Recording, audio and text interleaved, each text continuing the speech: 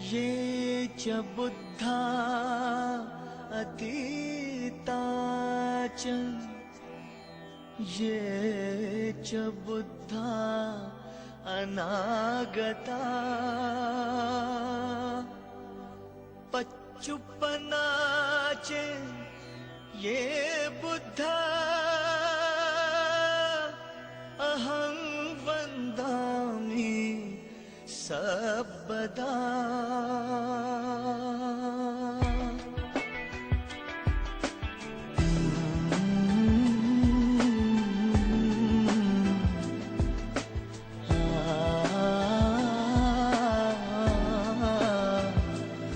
बुद्ध ही बुद्ध है, बुद्ध ही बुद्ध है,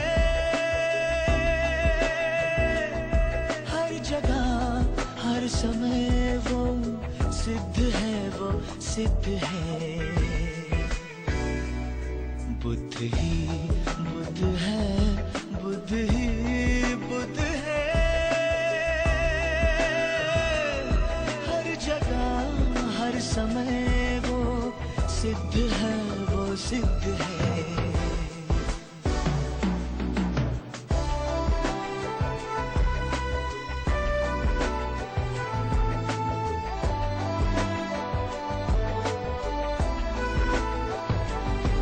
मन में तुम्हारे बसता वो गुणवान है, मन में तुम्हारे बसता वो गुणवान है। सम्यक शिक्षा से करता जो शिलवान है, अहिंसा की ताकत से जो बलवान है, अहिंसा की ताकत से जो बलवान है, वो बुद्ध है, वो बुद्ध है, वो बुद्ध है। बुद्ध ही बुद्ध है, बुद्ध ही बुद्ध है,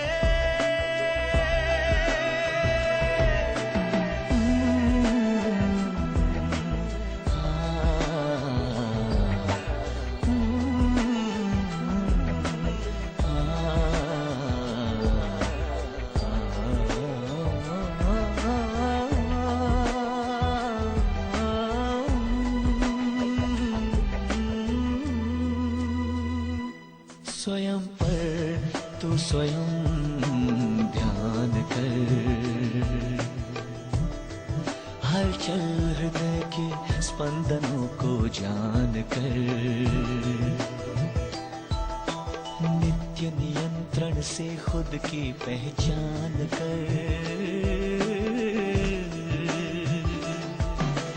नित्य नियंत्रण से खुद की पहचान कर। आएगा जब तू विजय स्वार्थ पर, विकृति पर तू निरंतर मात कर। दृढ़ निश्चय से जब चित्त तेरा शुद्ध है, तू बुद्ध है, तू बुद्ध है, तू बुद्ध है। बुद्ध ही बुद्ध है, बुद्ध ही बुद्ध है,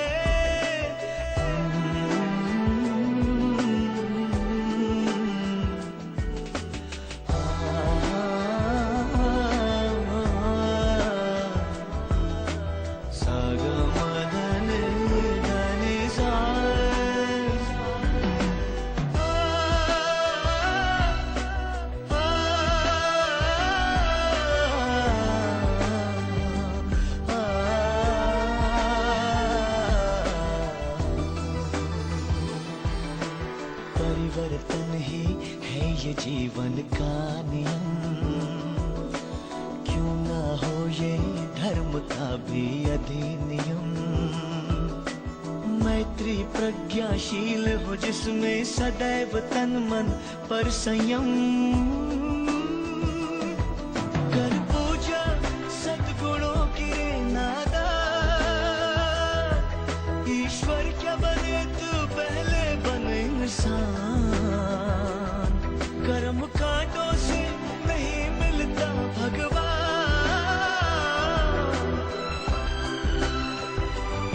चमत्कार नहीं दुनिया में तो मान। सेवा ही तुझसे नीतिबद्ध है, मानव सेवा ही तुझसे नीतिबद्ध है। तू बुद्ध है, तू बुद्ध है, तू बुद्ध है। बुद्ध ही बुद्ध है, बुद्ध ही बुद्ध है।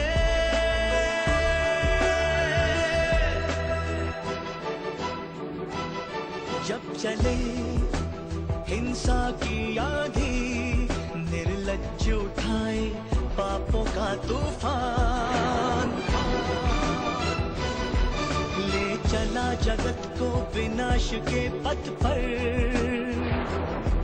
बेधुंद अहंकारी बना इंसान।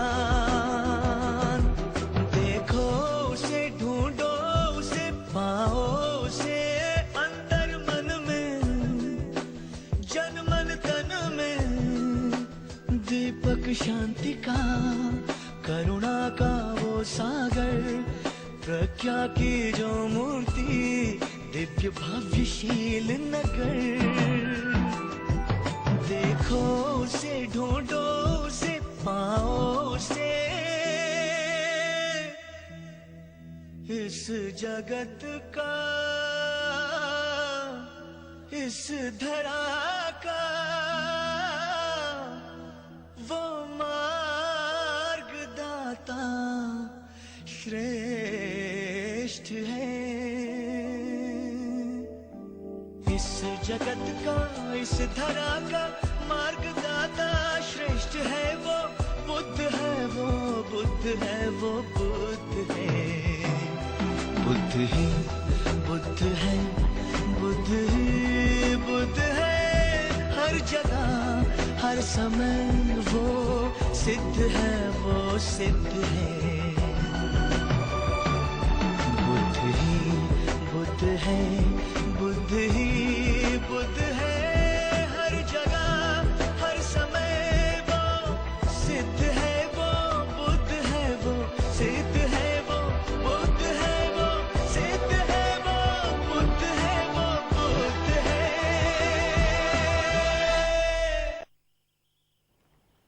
नमो बुद्धा, जय भीम, जय भारत। यूरोप ਅਤੇ यूके ਦੇ ਦਰਸ਼ਕਾਂ ਦਾ BM ਗਲੋਬਲ ਤੇ ਵੈਲਕਮ ਹੈ। ਅੱਜ ਦਾ ਇਹ programme doctor Ambedkar memorial committee of Great Britain ਵੱਲੋਂ ਤਥਾਗਤ ਬੁੱਧ ਦੀ ਜਯੰਤੀ ਦੇ ਸੰਦਰਭ ਵਿੱਚ ਪੇਸ਼ ਕੀਤਾ ਜਾ ਰਿਹਾ ਹੈ।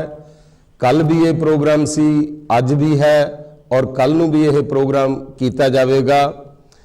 ਤੋ ਪ੍ਰੋਗਰਾਮ ਦਾ ਜੋ ਤੁਸੀਂ ਪਹਿਲਾ ਗੀਤ ਸੁਣਿਆ ਹੈ, ਇਹ ਕਸਟਮ ਕਮਿਸ਼ਨਰ ਰਾਜੇਸ਼ ਡਾਬਰੇ ਜੀ ਦਾ ਲਿਖਿਆ ਹੋਇਆ ਸੀ ਔਰ ਪਲੇਬੈਕ ਸਿੰਗਰ ਸੋਨੂ ਨਿਗਮ ਜੀ ਦੀ ਆਵਾਜ਼ ਵਿੱਚ ਇਹ ਗੀਤ ਸੀਗਾ। ਹੁਣ ਅੱਜ ਦਾ ਪ੍ਰੋਗਰਾਮ ਸ਼ੁਰੂ ਕਰਨ ਤੋਂ ਪਹਿਲਾਂ ਮੈਂ ਕਮੇਟੀ ਦੇ ਮੈਂਬਰ ਜਗਦੀਸ਼ ਦਾਦਰਾ ਜੀ ਅੱਗੇ ਬੇਨਤੀ ਕਰਾਂਗਾ ਕਿ ਉਹ ਤਥਾਗਤ ਬੁੱਧ ਦੀ ਪ੍ਰਤਿਮਾ ਨੂੰ ਸ਼ਰਧਾ ਦੇ ਫੁੱਲ ਭੇਂਟ ਕਰਨ। ਜਗਦੀਸ਼ ਦਾਦਰਾ ਜੀ।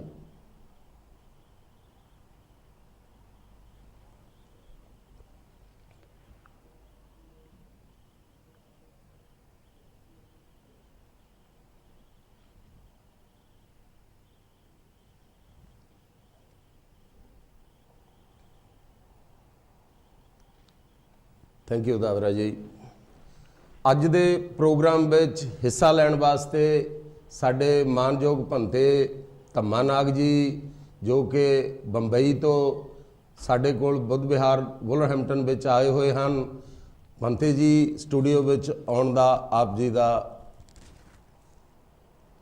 आप सबको जय भीम, नमो बुद्धाय और बुद्ध जयंती की हार्दिक शुभकामनाएं। Thank you. कमेटी के प्रधान देवलाल सुमन जी स्टूडियो में आप जी का स्वागत है। नमो बुद्धा, जय भीम। तो doctor Ambedkar memorial committee great Britain वालों मैं अपने वालों अज फिर जो तथागत बुद्धा जयंती ते सारे जगत नूं लख लख बधाई दिंदा हां। कमेटी के वाइस प्रधान तरसेम कौल जी स्टूडियो में आप जी का स्वागत है। नमो बुद्धा, जय भीम। मैं मेरे वालों ते मेरी फैमिली वालों मैं सारे संसार नूं भगवान बुद्ध की बुद्ध जयंती की लख लख बधाई दिंदा। ਕੱਲ ਦਾ ਜੋ ਪ੍ਰੋਗਰਾਮ ਸੀ ਉਹ ਬੁੱਧਿਸਟ ਲੇਡੀਜ਼ ਗਰੁੱਪ ਵੁਲਵਰਹੈਂਪਟਨ ਵੱਲੋਂ ਉਸ ਦੀ ਸੇਵਾ ਕੀਤੀ ਗਈ ਸੀ। ਅੱਜ ਦਾ ਜੋ ਪ੍ਰੋਗਰਾਮ ਹੈ ਉਹ ਦੇਵਲਾਲ ਸੁਮਨ ਅਤੇ ਉਹਨਾਂ ਦੇ ਪਰਿਵਾਰ ਵੱਲੋਂ ਹੈ ਔਰ ਕੱਲ ਦਾ ਜੋ ਪ੍ਰੋਗਰਾਮ ਹੈ ਉਸ ਦੀ ਸੇਵਾ doctor Ambedkar memorial committee of Great Britain ਵੱਲੋਂ ਕੀਤੀ ਜਾਵੇਗੀ। ਕੱਲ ਨੂੰ ਵੀ 5 ਵਜੇ ਤੋਂ ਲੈ ਕੇ 6 ਵਜੇ ਤੱਕ ਪ੍ਰੋਗਰਾਮ ਦੇਖਣਾ ਨਾ ਭੁੱਲਣਾ। ਸੋ ਪ੍ਰੋਗਰਾਮ ਸ਼ੁਰੂ ਕਰਨ ਤੋਂ ਪਹਿਲਾਂ ਮੈਂ ਦੁਨੀਆ ਦੇ ਮੰਨੇ ਪ੍ਰਮੰਨੇ ਸ਼ਾਇਰ ਡਾਕਟਰ ਮੁਹੰਮਦ ਇਕਬਾਲ ਜੀ ਦੀ ਇੱਕ ਤੁਹਾਨੂੰ ਸ਼ੇਅਰ ਪੇਸ਼ ਕਰਦਾ ਹਾਂ। ਉਰਦੂ ਤਾਂ ਮੈਂ ਜਾਣਦਾ ਨਹੀਂ ਲੇਕਿਨ ਪੰਜਾਬੀ ਦੇ ਵਿੱਚ ਹਾਜ਼ਰ ਹੈ। ਕੌਮ ਨੇ ਪੈਗਾਮੇ ਗੌਤਮ ਕੀ ਜ਼ਰਾ ਪਰਵਾਹ ਨਾ की, कौम ने पैगामे गौतम की जरा परवाह न की, कदर पहचानी न अपने गौहरे जकदान की, आ बदकिस्मत रहे अवाजे हक से बेखबर, गाफिल अपने फल की शीरनी से होता है शजर, आशकार उसने किया जो जिंदगी का राज था, हिंद को लेकिन ख्याली फलसफे पर नाज था, शमे हक से जो मुनव्वर हो ये वो महफल न थी, बारिशे रहमत हुई लेकिन जमीन काबल न थी, ब्राह्मण शर्मसार है अब तक मय पिंदार में, शमे गौतम जल रही है महफले अगजार में। वाह वाह वाह वाह, बहुत अच्छे वाह वाह, क्या बात। पंथे जी,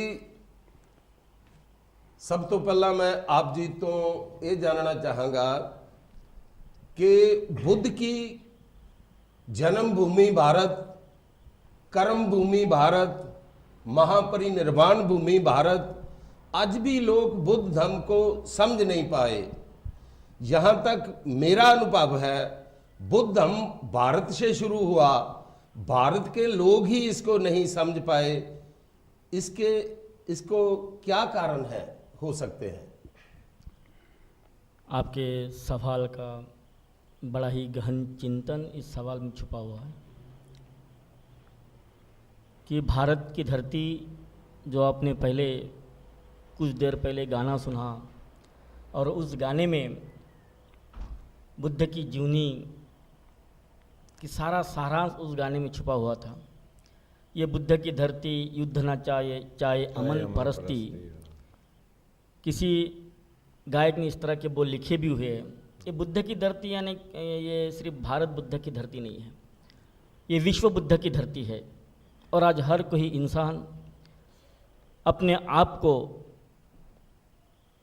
युद्ध नहीं तो वो बुद्ध चाहता है, क्योंकि बुद्ध ने शांति का संदेश दिया।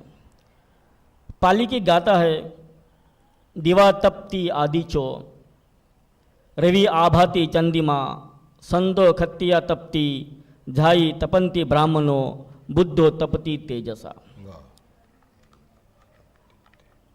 सूरज दिन में निकलता है, चांद रात में निकलता है।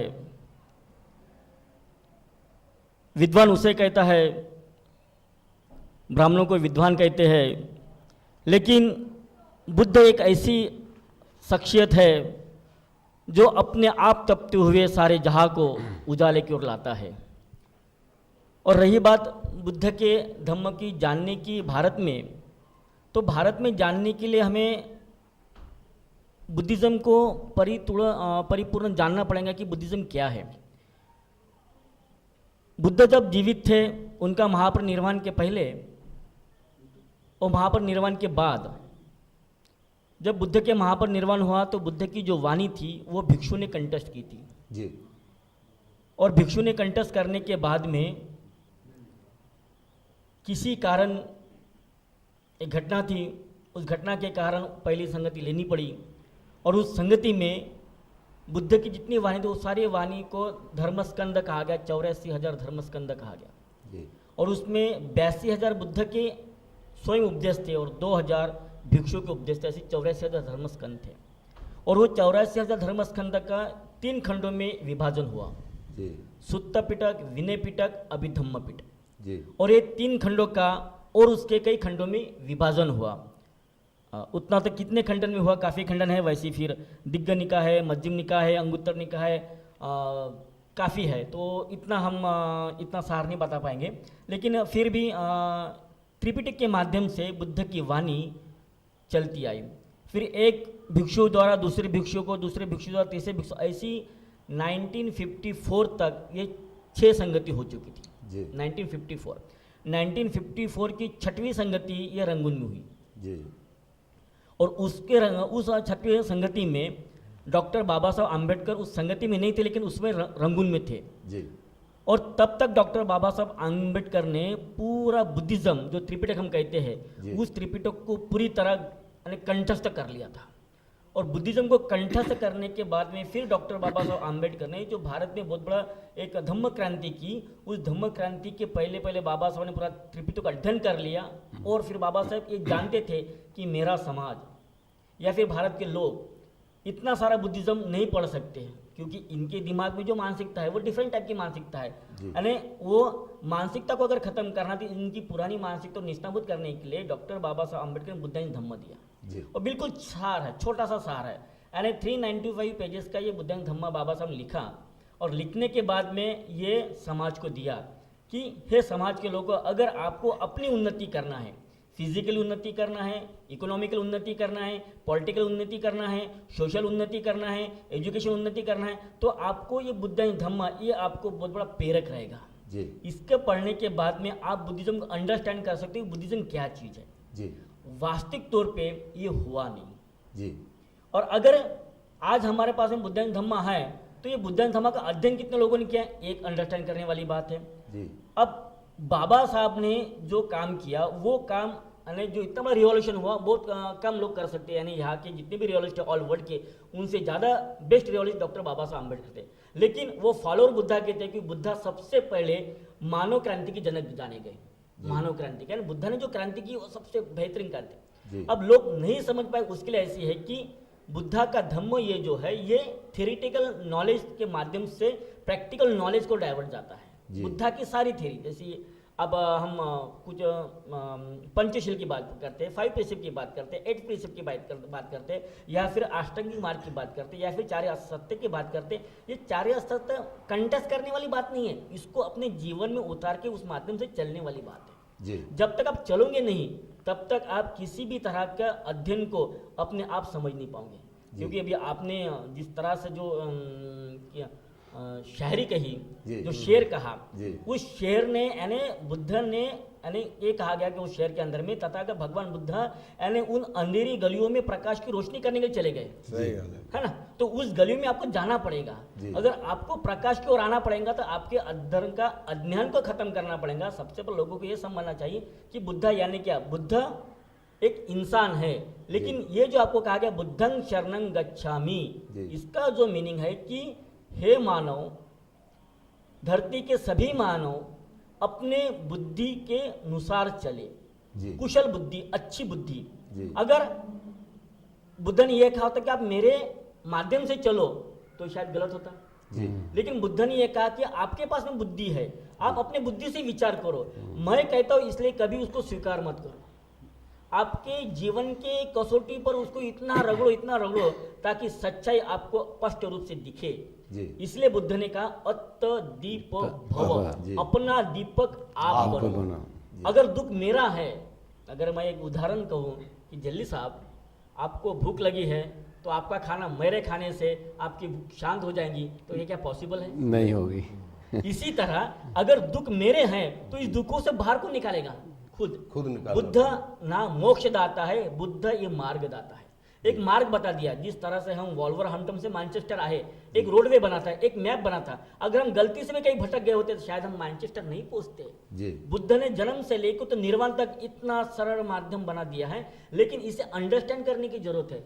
जिस दिन हम अंडरस्टैंड कर लेंगे उस दिन भारत के धरती पर, अरे अब तो गाने सुना आपने, लेकिन ये तो भारत के लोग नहीं, सारे विश्व के लोग जानते हैं कि बुद्ध की फिलॉसफी कैसी है, ये बुद्धिजीवी की है। इसलिए बुद्ध को समझने के लिए आपको निर्बुद्धता के साथ नहीं, बुद्धिजीवी के साथ में अंडरस्टैंड करना पड़ेगा। जिस तरह से हम बुद्धिजीवी के माध्यम से समझेंगे उस दिन हमको बुद्ध समझ में आ जाएगा, भारत के लोगों को समझ में आ जाएगा और हम प्रबुद्ध भारत बनाने की ओर आगे चल पड़ेंगे। Thank you very much Bhante ji. प्रधान जी, ਸੇਮ ਕੁਐਸਚਨ ਮੈਂ ਤੁਹਾਡੇ ਕੋਲੋਂ ਪੁੱਛਣਾ ਚਾਹੁੰਦਾ ਜੀ ਕਿ ਤੁਸੀਂ ਦੱਸੋ ਭਾਰਤ ਤੋਂ ਆ ਕੇ ਇੰਗਲੈਂਡ ਵਿੱਚ ਵਸੇ ਲੋਕ ਬੁੱਧ ਧਰਮ ਨੂੰ ਕਿਉਂ ਸਮਝ ਨਹੀਂ ਸਕੇ? ਚਲੀ ਸਾਹਿਬ ਬਹੁਤ ਹੀ ਵਧੀਆ ਸਵਾਲ ਪੁੱਛਿਆ ਤੁਸੀਂ ਕਿ ਭੰਤੇ ਜੀ ਹੁਣੀ ਕਾਫੀ ਐਕਸਪਲੇਨ ਕੀਤਾ, ਲੇਕਿਨ ਮੈਂ ਵੀ ਉੱਥੇ ਹੀ ਆਵਾਂਗਾ ਕਿ ਜਿਹੜੀ ਮਾਨਸਿਕਤਾ ਜਿਹੜੀ ਹੈ ਉਹਨੂੰ ਆਜ਼ਾਦ ਕਰਨਾ ਪਏਗਾ ਜੀ ਕਿਉਂਕਿ ਬੁੱਧ ਦਾ ਜੋ ਧੰਮ ਹੈ ਉਹ ਮਾਨਸਿਕਤਾ ਦੀ ਗੁਲਾਮੀ ਨੂੰ ਦੂਰ ਕਰਦਾ। ਲੇਕਿਨ ਸਾਡੇ ਸਮਾਜ ਦੇ ਵਿੱਚ ਇਹ ਆ ਕਿ ਇਹਨਾਂ ਨੇ ਕਰਮ ਕਾਂਡ ਵਹਿਮਾਂ ਭਰਮਾਂ ਦਾ ਸਹਾਰਾ ਲਿਆ, ਲੇਕਿਨ ਬੁੱਧ ਕਹਿੰਦੇ ਆ ਕਿ ਤੁਹਾਨੂੰ ਆਪਣੇ ਦੁੱਖ ਦਾ ਨਿਵਾਰਨ ਆਪ ਕਰਨਾ ਪੈਣਾ ਜੀ ਤੇ ਇਸ ਕਰਕੇ ਜਿਹੜੀ ਮਾਨਸਿਕ ਗੁਲਾਮੀ ਨੂੰ ਦੂਰ ਕਰਨਾ ਪੈਣਾ, ਮਾਨਸਿਕਤਾ ਨੂੰ ਆਜ਼ਾਦ ਕਰਨਾ ਪੈਣਾ ਜੀ ਕਿਉਂਕਿ ਉਹ ਬਹੁਤ ਬੜੇ ਹੀ ਸੋਹਣੇ ਤਰੀਕੇ ਨਾਲ ਇੱਕ ਗਾਥਾ ਦੇ ਵਿੱਚ ਕਹਿੰਦੇ ਆ ਤਮੰ ਚਰੇ ਸੁਚਿਤਰੰ ਮੰਗ ਚਰੇ ਸੁਚਿਤਰੰ ਨਾਤੰ ਚਰੇ ਦੁਚਰਤੰ ਤਮਚਾਰੀ ਸੁਖੰ ਸੈਤੀ ਜੀ ਅਸਮ ਲੋਕੇ ਪਰਮਹਿਚ। ਆਸਮਨ ਲੋਕੇ ਪਰਮ ਹਿੱਚ। ਇਹਦਾ ਮਤਲਬ ਹੈ ਕਿ ਜਦੋਂ ਤੱਕ ਤੁਸੀਂ ਸੱਚੇ ਧਰਮ ਨੂੰ ਉਹਦੀ ਪਾਲਣਾ ਨਹੀਂ ਕਰਦੇ, ਉਹਨੂੰ ਸੱਚੇ ਧਰਮ ਨੂੰ ਜਾਣਦੇ ਨਹੀਂ ਤੇ ਦੁਰਾਚਾਰ ਨੂੰ ਛੱਡਦੇ ਨਹੀਂ, ਉਹਨਾਂ ਚਿਰ ਤੁਹਾਨੂੰ ਇਹ ਸਮਝ ਨਹੀਂ ਆਉਂਦੀ। ਤੇ ਜਿਹੜਾ ਧੰਮਚਾਰੀ ਆ ਉਹਨੂੰ ਸੁੱਖ ਦੀ ਪ੍ਰਾਪਤੀ ਹੁੰਦੀ ਆ, ਇਹ ਮਤਲਬ ਉਹ ਓਲਵੇਜ ਉਹਨੂੰ ਹੈਪੀਨੈਸ ਮਿਲਦੀ ਆ, ਸੁੱਖ ਮਿਲਦਾ ਹੈ। ਇਸ ਲੋਕ ਉਹ ਦੂਸਰੇ ਲੋਕ ਤੇ ਇਸੇ ਤਰ੍ਹਾਂ ਜਿਸ ਤਰ੍ਹਾਂ ਬਾਬਾ ਸਾਹਿਬ ਨੇ 1927 ਦੇ ਵਿੱਚ ਮਹਾੜ ਦਾ ਜਦੋਂ ਮੋਰਚਾ ਲਾਇਆ, ਉਹਨਾਂ ਨੇ ਕਿਹਾ ਸੀ ਪ੍ਰਧਾਨ ਜੀ ਮੈਂ ਤੁਹਾਨੂੰ ਇੱਥੇ ਸਟਾਪ ਕਰਦਾ ਕਿਉਂਕਿ ਹੁਣ ਅਸੀਂ ਬ੍ਰੇਕ ਵੱਲ ਜਾ ਰਹੇ ਹਾਂ। ਬ੍ਰੇਕ ਤੋਂ ਬਾਅਦ ਫਿਰ ਇੱਥੋਂ ਹੀ ਆਪਾਂ ਸ਼ੁਰੂ ਕਰਾਂਗੇ। ਸੋ ਬ੍ਰੇਕ ਤੋਂ ਬਾਅਦ ਫਿਰ ਮਿਲਦੇ ਹਾਂ। ਨਮੋ ਬੁੱਧਾ, ਜੈ ਭੀਮ।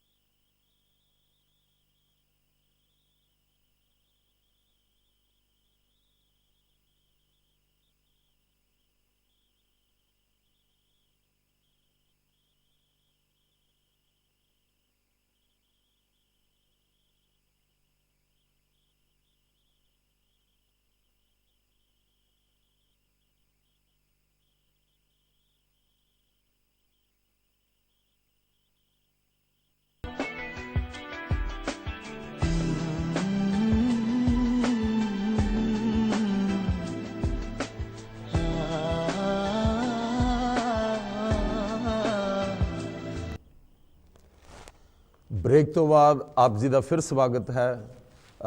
ਸੁਮਨ ਸਾਹਿਬ, ਆਪ ਜੀ ਦੇ ਨਾਲ ਗੱਲਬਾਤ ਚੱਲ ਰਹੀ ਸੀ। ਜੀ। ਹਾਂ, ਅੱਗੇ ਸ਼ੁਰੂ ਉਹ ਗੱਲ ਕਰ ਰਹੇ ਸੀ ਕਿ ਸਾਡਾ ਸਮਾਜ ਕਿਉਂ ਨਹੀਂ ਸਮਝ ਸਕਿਆ ਜੀ ਕਿਉਂਕਿ ਉਹ ਜਿਹੜੀ ਆਪਾਂ ਗੱਲ ਕਰਦੇ ਕਿ ਜਿਹੜੀ ਮਾਨਸਿਕਤਾ ਆ ਉਹ ਹਜੇ ਆਜ਼ਾਦ ਨਹੀਂ ਹੋਈ। ਜੀ ਜਿਸ ਤਰ੍ਹਾਂ ਬਾਬਾ ਸਾਹਿਬ ਨੇ 1927 ਦੇ ਵਿੱਚ ਉਹਨਾਂ ਨੇ ਕਿਹਾ ਸੀ ਆਪਣੇ ਭਾਸ਼ਣ ਦੇ ਵਿੱਚ ਹਾਂਜੀ। ਕਿ ਜੇ ਮੇਰੇ ਇਕੱਲੇ ਦਾ ਧੰਮ ਬਦਲੀ ਦਾ ਕੰਮ ਹੁੰਦਾ ਤਾਂ ਮੈਂ ਕਦੋਂ ਦਾ ਬਦਲ ਲੈਂਦਾ, ਲੇਕਿਨ ਮੈਂ ਆਪਣੇ ਸਮਾਜ ਨੂੰ ਇਕੱਠਾ ਕਰਨਾ ਚਾਹੁੰਦਾ, ਮੈਂ ਸਮਾਜ ਨੂੰ ਤਿਆਰ ਕਰਨਾ ਚਾਹੁੰਦਾ ਹਾਂ। ਜੀ ਤੇ ਉਹਨਾਂ ਨੇ ਕਿਹਾ ਕਿ ਇਹ ਜਿਹੜਾ ਧੰਮ ਹੀ ਆ ਕਿ ਜਿਹੜਾ ਸਾਰੇ ਸਮਾਜ ਨੂੰ ਜੋੜ ਸਕਦਾ। ਜੀ। ਇਸੇ ਕਰਕੇ ਉਹਨਾਂ ਨੇ ਆਪਾਂ ਨੂੰ 14 ਅਕਤੂਬਰ 1956 ਨੂੰ ਇਹ ਆਪਣਾ ਇੱਕ ਝੰਡੇ ਥੱਲੇ ਆਪਾਂ ਨੂੰ ਖੜੇ ਕਰਨ ਲਈ ਉਹਨਾਂ ਨੇ ਆਪਣਾ ਧੰਮ ਦੀਕਸ਼ਾ ਆਪ ਲਈ ਤੇ 10 ਲੱਖ ਲੋਕਾਂ ਨੂੰ ਧੰਮ ਦੀਕਸ਼ਾ ਦਿੱਤੀ। ਲੇਕਿਨ ਸਾਡਾ ਸਮਾਜ ਹਜੇ ਵੀ ਕਹਿ ਹੀ ਜਾਂਦਾ ਹੈ ਕਿ ਬਾਬਾ ਸਾਹਿਬ ਨੇ ਬਹੁਤ ਵਧੀਆ ਕੀਤਾ, ਤਥਾਗਤ ਬੁੱਧ ਦਾ ਧੰਮ ਬਹੁਤ ਵਧੀਆ ਆ, ਲੇਕਿਨ ਉਹਨੂੰ ਲੈ ਨਹੀਂ ਰਿਹਾ ਆਪ। ਜੀ ਮੈਂ ਇੱਥੇ ਐਗਜ਼ਾਮਪਲ ਦਿੰਦਾ ਕਿ ਜਿਸ ਤਰ੍ਹਾਂ ਕਿ ਡਾਕਟਰ ਦੀ ਗੱਲ ਕਰੀ ਜਾਣੀ ਕਿ ਡਾਕਟਰ ਬਹੁਤ ਅੱਛਾ ਆ, ਡਾਕਟਰ ਬਹੁਤ ਅੱਛਾ ਹੈ, ਫਿਰ ਤੁਹਾਨੂੰ ਡਾਕਟਰ ਕੋਲ ਜਾ ਕੇ ਆਪਣੇ ਦੁੱਖਾਂ ਦੀ ਦਵਾਈ ਜਿਹੜੀ ਆ ਉਹ ਦਿੰਦਾ, ਉਹ ਲੈ ਕੇ ਉਹਨੂੰ ਧਾਰਨੀ, ਜਿੱਦਾਂ ਭੰਤੇ ਹੋਣੀ ਕਿਹਾ ਕਿ ਤੁਹਾਨੂੰ ਆਪ ਧਾਰਨੀ ਕਰਨੀ। ਲੇਕਿਨ ਇਹ ਸਾਡਾ ਸਮਾਜ ਜਿਹੜਾ ਆ ਇਹ ਇਸ ਕੰਮ ਲਈ ਦੁਨੀਆ ਸਮਝ ਗਈ ਆ। ਜਿਸ ਤਰ੍ਹਾਂ ਭੰਤੇ ਦੱਸਿਆ ਕਿ ਅੱਜ ਦੁਨੀਆ ਕਹਿੰਦੀ ਆ ਕਿ ਸਾਨੂੰ ਬੁੱਧ ਚਾਹੀਦਾ, ਜੀ ਵਿਜ਼ਡਮ ਚਾਹੀਦੀ ਆ, ਸ਼ਾਂਤੀ ਚਾਹੀਦੀ ਆ, ਲੇਕਿਨ ਸਾਡੇ ਸਮਾਜ ਨੂੰ ਹਜੇ ਇਹ ਸਮਝ ਨਹੀਂ ਆਈ ਕਿਉਂਕਿ ਬਾਬਾ ਸਾਹਿਬ ਨੇ ਕਿਹਾ ਆ ਕਿ real freedom is a freedom of mind. ਹਜੇ ਮਾਈਂਡ ਜਿਹੜਾ ਆ ਉਹ ਫਰੀ ਨਹੀਂ, ਉਹ ਹਜੇ ਮੈਂਟਲ ਸਲੇਵਰੀ ਆਪਾਂ ਉਹਨੂੰ ਕਹਿ ਸਕਦੇ ਹਾਂ। ਉਹਨਾਂ ਨੇ ਇਹ ਕਿਹਾ ਆ ਕਿ ਜਿਹਦਾ ਮਾਈਂਡ ਫਰੀ ਨਹੀਂ, ਉਹ ਬੇਸ਼ੱਕ ਉਹਦੇ ਬੇੜੀਆਂ ਨਹੀਂ ਪਾਈਆਂ ਜੀ ਲੇਕਿਨ ਉਹ ਇੱਕ ਗੁਲਾਮ ਆ। ਜੀ ਜਿਹਦਾ ਮਾਈਂਡ ਨਹੀਂ ਫਰੀ, ਬੇਸ਼ੱਕ ਉਹ ਪ੍ਰਿਜ਼ਨ ਦੇ ਵਿੱਚ ਨਹੀਂ, ਲੇਕਿਨ ਜੇ ਮਾਈਂਡ ਨਹੀਂ ਫਰੀ ਤਾਂ ਉਹ ਕੈਦੀ ਆ। ਜੀ ਤੇ ਜੇ ਕਿਸੇ ਦਾ ਮਾਈਂਡ ਨਹੀਂ ਫਰੀ, ਬੇਸ਼ੱਕ ਵਾਪਸ ਜਿਉਂਦਾ ਆ, ਲੇਕਿਨ ਬਾਬਾ ਸਾਹਿਬ ਕਹਿੰਦੇ ਆ ਉਹ ਇੱਕ ਮੁਰਦਾ ਦੇ ਬਰਾਬਰ ਆ। ਕਿਉਂਕਿ ਜਿਹੜੀ ਮਾਨਸਿਕ ਆਜ਼ਾਦੀ ਆ, ਫਰੀडम ਆਫ ਮਾਈਂਡ ਤੁਹਾਡੀ ਜਿਹੜੀ ਆ, it's a proof of your existence. ਜੀ ਤਾਂ ਇਹ ਜਿੱਦਣ ਆਪਣੇ ਸਮਾਜ ਨੂੰ ਸਮਝ ਆ ਗਈ ਤਾਂ ਫਿਰ ਸਮਾਜ ਜੁੜੇਗਾ, ਧੰਮ ਨੂੰ ਅਪਣਾਏਗਾ। ਕਿਉਂਕਿ ਤਥਾਗਤ ਬੁੱਧ ਦਾ ਧੰਮ ਜੋ ਹੈ ਉਹ ਇੱਕ ਸਾਗਰ ਦੀ ਤਰ੍ਹਾਂ ਆ। ਜਿਸ ਤਰ੍ਹਾਂ ਛੋਟੀਆਂ ਛੋਟੀਆਂ ਨਦੀਆਂ ਆ, ਉਹ ਜਾ ਕੇ ਸਾਗਰ ਦੇ ਵਿੱਚ, ਛੋਟੀ ਨਦੀ ਨੂੰ ਤੁਸੀਂ ਕਿਤੇ ਵੀ ਬੰਨ੍ਹ ਲਾ ਲਓ, ਰੋਕ ਕੇ ਜਿੱਧਰ ਮਰਜ਼ੀ ਲੈ ਜਾਓ, ਲੇਕਿਨ ਜਦੋਂ ਸਾਗਰ ਬਣ ਜਾਂਦਾ ਤੇ ਸਾਗਰ ਨੂੰ ਫਿਰ ਕੋਈ ਬੰਨ੍ਹ ਨਹੀਂ ਲਾਇਆ ਜਾ ਸਕਦਾ। ਕਿ ਉਹਨਾਂ ਦੀ ਉਹਦੀ ਸਾਗਰ ਦੇ ਨਾਲ ਤੁਲਨਾ ਕੀਤੀ ਹੈ ਕਿਉਂਕਿ ਸਾਗਰ ਦੇ ਵਿੱਚ ਇੱਕ ਵਿਸ਼ਾਲ ਆ, ਉਹਦੇ ਵਿੱਚ ਕੋਈ ਜਾਤੀ ਨਹੀਂ, ਕੋਈ ਨਦੀ ਆ ਉਹਦਾ ਕੋਈ ਨਾਂ ਨਹੀਂ ਦਿੰਦਾ। ਫਿਰ ਸਾਗਰ ਦੀ ਤੁਲਨਾ ਕਹੀ ਆ ਕਿ ਸਾਗਰ ਦੇ ਵਿੱਚ ਮੋਤੀ ਆ, ਜਿੰਨਾ ਤੁਸੀਂ ਇਹਦੇ ਡੀਪ ਜਾਓਗੇ ਤੇ ਉਹਨੇ ਤੁਹਾਨੂੰ ਮੋਤੀ ਮਿਲਣਗੇ, ਜਿੰਨਾ ਵੀ ਡੀਪ ਜਾਓਗੇ। ਫਿਰ ਇੱਕ ਸਾਗਰ ਦੀ, ਇੱਕ ਸਮੁੰਦਰ ਦੀ ਮਿਸਾਲ ਹੈ ਕਿ ਉਹ ਸੜੀ ਹੋਈ ਚੀਜ਼, ਉਹ ਮਰੀ ਹੋਈ ਚੀਜ਼ ਨੂੰ ਬਾਹਰ ਫੈਂਕ ਦਿੰਦਾ। ਜੀ ਬੁੱਧ ਧਰਮ ਵੀ ਇਸੇ ਤਰ੍ਹਾਂ ਆ ਕਿ ਜਿਹੜੀ ਸੜੀ ਹੋਈ ਵਿਚਾਰਧਾਰਾ ਆ, ਕੋਈ ਸੜੀ ਹੋਈ ਵਹਿਮ ਭਰਮ ਆ, ਉਹਨੂੰ ਬਾਹਰ ਸਿੱਟ ਦਿੰਦਾ। ਤੇ ਇਸ ਤੇ ਮੇਰੀ ਬੇਨਤੀ ਆ ਕਿ ਆਪਣੇ ਸਮਾਜ ਨੂੰ ਆਓ, ਤਥਾਗਤ ਬੁੱਧ ਦਾ ਧੰਮ ਨੂੰ ਪੜ੍ਹੀਏ। ਬਾਬਾ ਸਾਹਿਬ ਨੇ ਪੰਤ ਜੀ ਦੱਸਿਆ ਕਿ ਆਪਾਂ ਬੁੱਧਾਂ ਦਾ ਧੰਮ ਕਿੰਨਾ ਸੋਹਣਾ ਆਪਾਂ ਨੂੰ ਤਿਆਰ ਕਰਕੇ ਦੇ ਕੇ ਗਏ ਆ, ਉਹਨੂੰ ਪੜ੍ਹੀਏ ਤੇ ਉਹਨੂੰ ਆਪਣੇ ਧਾਰਨ ਕਰੀਏ ਤਾਂ ਆਪਾਂ ਸਮਾਜ ਨੂੰ ਇਕੱਠੇ ਕਰੀਏ ਤੇ ਦੁਨੀਆ ਦੇ ਵਿੱਚ ਸ਼ਾਂਤੀ ਨੂੰ ਬਹਾਲ ਕਰੀਏ। ਜੀਓ ਤੇ ਜੀਣ ਦਿਓ। Thank you very much. Call ਸਾਹਿਬ, ਤੁਸੀਂ ਕਮੇਟੀ ਦੇ ਫਾਊਂਡਰ ਮੈਂਬਰ ਹੋ ਜੀ। ਜੋ ਪ੍ਰਧਾਨ ਜੀ ਨੇ ਐਕਸਪਲੇਨੇਸ਼ਨ ਦਿੱਤੀ ਹੈ ਮਾਨਸਿਕ ਗੁਲਾਮੀ ਦੀ, ਤੁਸੀਂ ਜਦੋਂ ਬੁੱਧ ਧੰਮ ਨੂੰ ਸਮਝਿਆ ਅਤੇ ਅਪਣਾਇਆ, ਕਿਸ ਤਰ੍ਹਾਂ ਸਮਝਿਆ ਤੇ ਕਿਸ ਤਰ੍ਹਾਂ ਅਪਣਾਇਆ? ਚਲੀ ਸਾਹਿਬ, ਇਹ ਹਾਂ ਕਮੇਟੀ 69 ਵਿੱਚ ਬਣੀ ਸੀ ਜੀ। ਜੀ ਤਾਂ ਪਹਿਲਾਂ ਤਾਂ ਅਸੀਂ ਵਾਕਿਆ ਹੀ ਗੱਲ ਸਹੀ ਅਸੀਂ ਨਹੀਂ ਸਮਝਿਆ ਸੀਗਾ। ਜੀ ਪੜ੍ਹਿਆ ਹਾਲੇ ਬਾਬਾ ਸਾਹਿਬ ਦੇ ਬਾਰੇ ਪੜ੍ਹਦੇ ਸੀਗੇ, ਜੀ ਲੇਕਿਨ ਅਸੀਂ ਥੋੜ੍ਹਾ ਜਦੋਂ ਜਿਸ ਤਰ੍ਹਾਂ ਡੂੰਘਾ ਪੜ੍ਹਦੇ ਗਏ ਸਾਨੂੰ ਇਸ ਚੀਜ਼ ਦਾ ਅਹਿਸਾਸ ਹੁੰਦਾ ਗਿਆ ਵੀ ਇਹ ਧਰਮ ਜਿਹੜਾ ਹੈਗਾ ਚੰਗਾ। ਫਿਰ ਹੌਲੀ ਹੌਲੀ ਅਸੀਂ ਇਸ ਦੀ ਸਟੱਡੀ ਕੀਤੀ ਅਤੇ ਫਿਰ ਅਸੀਂ 73 ਦੇ ਵਿੱਚ ਇੱਥੇ ਇੱਕ ਮਿਡਲੈਂਡ ਦੇ ਵਿੱਚ ਬਰਮਿੰਘਮ ਦੇ ਸਾਥੀਆਂ ਵੱਲੋਂ ਇੱਕ ਕਨਵੈਨਸ਼ਨ ਰੱਖੀ ਗਈ ਸੀ, ਦੀਕਸ਼ਾ ਰੱਖੀ ਗਈ ਸੀ। ਉਹਦੇ ਵਿੱਚ ਫਿਰ ਮੈਂ ਦੀਕਸ਼ਾ ਲਈ ਸੀ। ਤੋ ਲੋਕ ਸ਼ਾਇਦ ਸਮਝੇ ਖਰੇ ਕਿਹੋ ਜਿਹੀ ਗੱਲ ਹੈ, ਪਰ ਸਵਾਖਾ ਤੋਂ ਭਗਵਤਾ ਦੰਗੋ, ਇਸ ਭਗਵਾਨ ਬੁੱਧ ਦਾ ਧਰਮ ਤਾਂ ਸੌਖਾ ਹੀ ਬੜਾ ਆ ਜੀ ਜੀ। ਇਹ ਸਿਰ ਸ਼ੀਲਾਂ 'ਤੇ ਚੱਲਦਾ ਜੀ ਹਾਂਜੀ, ਸ਼ੀਲਾਂ 'ਤੇ ਚੱਲਦਾ। ਇਹਦੇ ਸ਼ੀਲ 5 ਸ਼ੀਲ ਆ, ਪੰਜਸ਼ੀਲ ਜਿਹੜੇ ਆ ਵੈਸੇ ਮੈਂ ਤੁਹਾਡੇ ਕੋਲੋਂ ਇਹ ਅਗਲਾ ਸਵਾਲ ਮੇਰੇ ਕੋਲ ਤੁਹਾਡੇ ਲਈ ਸੀ, ਤੁਸੀਂ ਸ਼ੁਰੂ ਕਰ ਦਿੱਤਾ। ਹਾਂਜੀ ਹਾਂਜੀ ਇਸ ਕਰਕੇ ਮੈਂ ਨਾਲ ਹੀ ਇਹਨੂੰ ਕਰ ਦਿੰਦਾ, ਕਿਉਂਕਿ ਤਥਾਗਤ ਬੁੱਧ ਨੇ ਜਿਹੜਾ ਆਨੰਦਮਈ ਜ਼ਿੰਦਗੀ ਜੀਉਣ ਵਾਸਤੇ ਇਨਸਾਨ ਨੂੰ ਕੋਡ ਆਫ ਕੰਡਕਟ ਦਿੱਤੇ ਆ, ਜੀ ਜੀ ਜਿਹਨੂੰ ਸ਼ੀਲ ਕਹਿੰਦੇ ਆ, ਸ਼ੀਲ ਕਹਿੰਦੇ ਆ। ਉਹ ਕਿਹੜੇ ਕੋਡ ਆਫ ਕੰਡਕਟ ਸੀ? ਤੁਸੀਂ ਉਹਨਾਂ ਬਾਰੇ ਸਾਡੇ ਦਰਸ਼ਕਾਂ ਨੂੰ ਦੱਸੋ। ਉਹੀ ਮੈਂ ਝੱਲੀ ਸਾਹਿਬ ਤੁਹਾਨੂੰ ਐਕਸਪਲੇਨ ਲੱਗਾ ਸੀ ਕਾਰਨ ਕਿ ਬਹੁਤ ਸੌਖੇ ਹੈਗੇ ਆ ਬਈ, ਕੋਈ ਔਖਾ ਨਹੀਂ ਗਿਆ। ਜੇ ਪਤਾ ਨਹੀਂ ਕੀ ਗੱਲ ਲੋਕ ਕਿਉਂ ਨਹੀਂ ਇਸ ਨੂੰ ਸਵੀਕਾਰ ਕਰ ਰਹੇ। ਮਤਲਬ ਇਹ ਇੱਕ ਜਿਹੜਾ ਪੰਜਸ਼ੀਲ ਆ ਜੀ, ਉਹ ਇਹ ਇੱਕ ਨਿਤਨੇਮ ਹੈ। ਹਰ ਵਕਤ ਇਨਸਾਨ ਨੂੰ ਇਹਨੂੰ ਯਾਦ ਰੱਖਣਾ ਚਾਹੀਦਾ। ਕੀ ਨਿਤਨੇਮ ਹੈ? ਉੱਤੇ ਚੱਲਣਾ ਚਾਹੀਦਾ ਹੈਗਾ। ਇਹਦੇ ਪਹਿਲਾ ਹੈਗਾ ਪਾਣਾਤੀ ਪਾਤਾ ਬੇਰਮਣੀ ਸਿੱਖਾ ਪਦਮ ਸਮਾਧੀਆਂ ਜੀ, ਯਾਨੀ ਜਿਹੜੇ ਪ੍ਰਾਣ ਆ, ਮੈਂ ਕਿਸੇ ਵੀ ਜੀਵ ਦੇ ਪ੍ਰਾਣ ਨਹੀਂ ਲਊਂਗਾ। ਉਦੋਂ ਪਹਿਲਾਂ ਜੋ ਮੇਰੇ ਆਪਣੇ ਪ੍ਰਾਣ ਆ ਜੀ, ਉਹਦੀ ਵੀ ਮੈਂ ਉਸੇ ਤਰ੍ਹਾਂ ਰੱਖਿਆ ਕਰੂੰਗਾ। ਜਿਹੜਾ ਇਨਸਾਨ ਆਪਣੇ ਪ੍ਰਾਣਾਂ ਦੀ ਰੱਖਿਆ ਕਰੂਗਾ, ਉਹੀ ਦੂਸਰੇ ਦੀ ਰੱਖਿਆ ਕਰੂਗਾ। ਜੀ ਬਿਲਕੁਲ।